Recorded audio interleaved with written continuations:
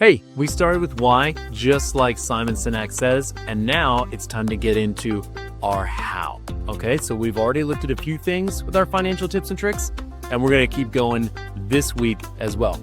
But before we get into that, I have someone here with me today who's going to help me do this. This is my daughter, Madeline. Hi. Madeline, thank you for being here with me today. Okay, so Madeline, on here, we actually talk about money quite a bit. This is my series called Financial Tips and Tricks. And I thought this would be a perfect opportunity to introduce our next topic. So Madeline, what do you think about when you hear the word goal? I think of it as a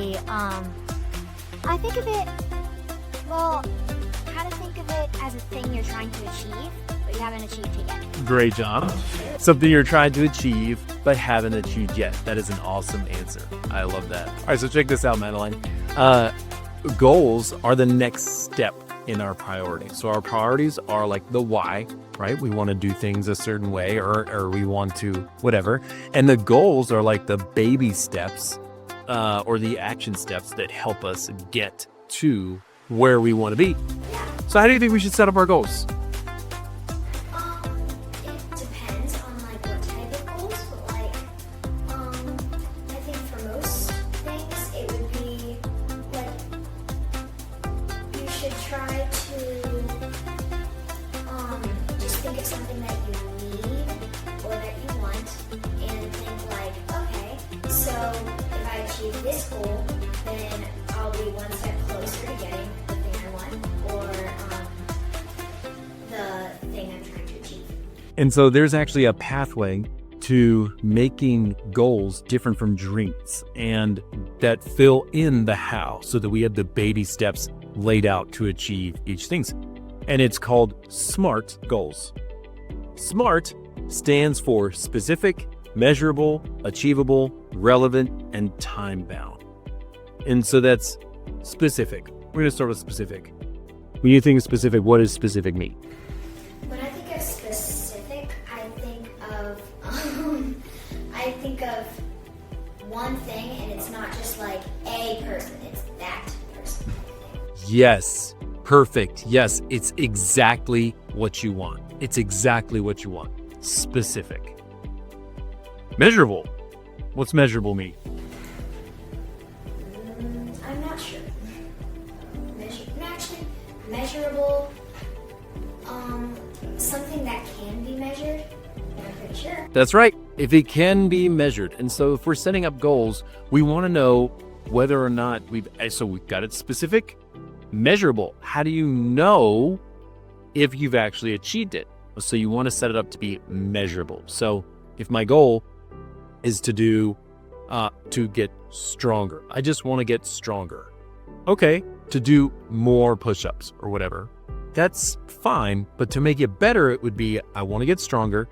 So then this drilling down, the specific goal would be like, I want to be able to do 10 push-ups every day for a week, right? 10 push-ups without failing, let's just say. That's specific, it's measurable. So I know if I got to 9 push-ups but couldn't do 10, I had yet to achieve my goal. And once I get to 10, I've achieved that goal. Check. And I'm one step closer to achieving my overall overarching goal or priority of being more healthy. That's awesome. So we get to A. A is attainable or achievable. Okay? What do you think about when I say those words? Achievable is something that can be achieved. Boom. It can be achieved. So if you're setting goals that are not achievable, then you're wasting your time and they're going to land in the dream category. So if your overarching goal is to be healthy and then you're breaking down that priority from healthy into these action steps, these smaller goals, and one of them is to do 1,000 push-ups, but it's not achievable. Yeah. It's not achievable. And so as that being your first goal is to do 1,000 push-ups without stopping or 10,000 push-ups without stopping, it's just not achieved. Okay, so the R stands for relatable. Relatable. What do you think about when I say that? Relatable. Something that people can relate to. Not bad? not bad. People is not what we're trying to relate to on this one. We are trying to attach it to our priorities. Is it in line with our priorities? And so if my priority is to be healthier, my goal should not be to eat 47 cheeseburgers every single day. It's not related to the priority. It's not related to the priority. It is completely separate. And so it's not a good goal to have. Pause real quick. Right now, one of the biggest things that's going on is we're trying to empower ourselves to say yes to great and to say no to good. And so there are so many different things that come along that distract us that are good things. So many different opportunities that we have. But if we've set priorities and we've set goals to achieve those priorities, then we want to be strong enough to say no to good things so that we can say yes to great. And the only way that we can say yes to great is that we believe that our relevant aspect of our goals is really, really strong. Okay, next is T, and that means timely or time bound. What do you think up with that? If you have something going on, you're like, okay, so this is what I have to do this then you can't just be like, oh, never mind, I have to go do that. Okay, I like that one. You said by this time, timely or time bound or time sensitive means that there's a specific date that you want to achieve it.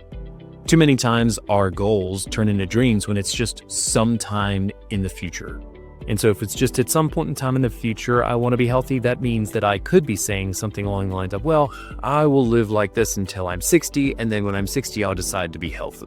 And so by setting a time-bound or a timely aspect to our goals, it really makes them smart because we hold ourselves accountable more to it, and we know that we've either achieved it or haven't achieved it yet.